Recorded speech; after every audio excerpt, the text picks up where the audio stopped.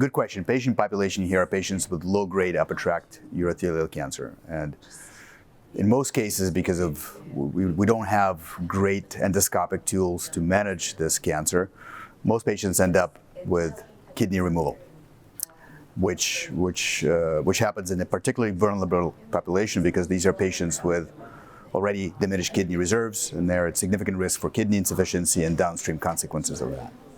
So the unmet need is to have a tool that would allow us reliable and effective organ preservation in that patient population.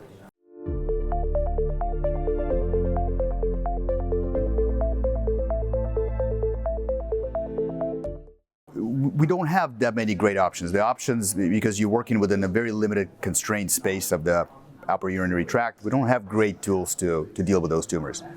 Typical ablative methodologies are technically demanding. The intracavitary treatments are difficult because there's no dwell time. The treatment simply runs through. And so we have quite a limited options to deal with this. And so what's exciting about the photodynamic therapy is that following the systemic administration of a photosensitizing agent, a clinician simply needs to deliver the light in the vicinity of the tumor. So it makes it relatively technically straightforward.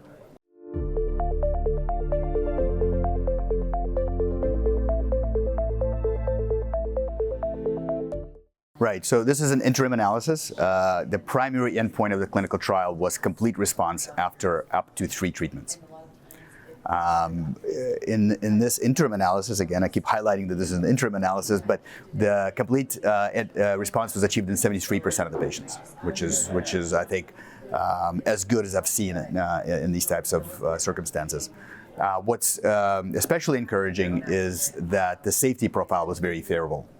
The grade 3 toxicity was seen in less than 10% of the patients, and all the toxicities resolved within on average 2 days.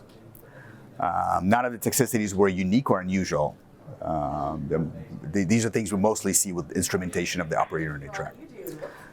In terms of longevity, or durability of the treatment, to your question, I think it's a good question because if this is an interim analysis. It's going to take a little bit longer to answer that question precisely. The complete responses that we see now are durable, but we'll need a little bit more time to really answer that question properly.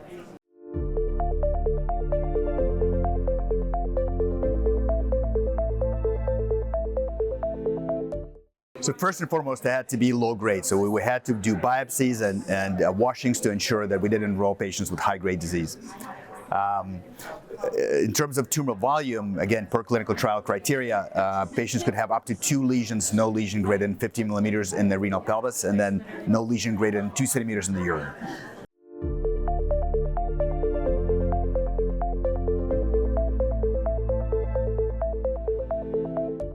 I look at this as just another tool in our toolbox. I think these treatments can be complementary.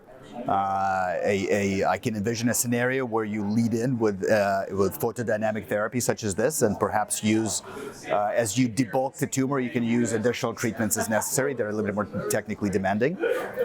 So these are not mutually exclusive approaches.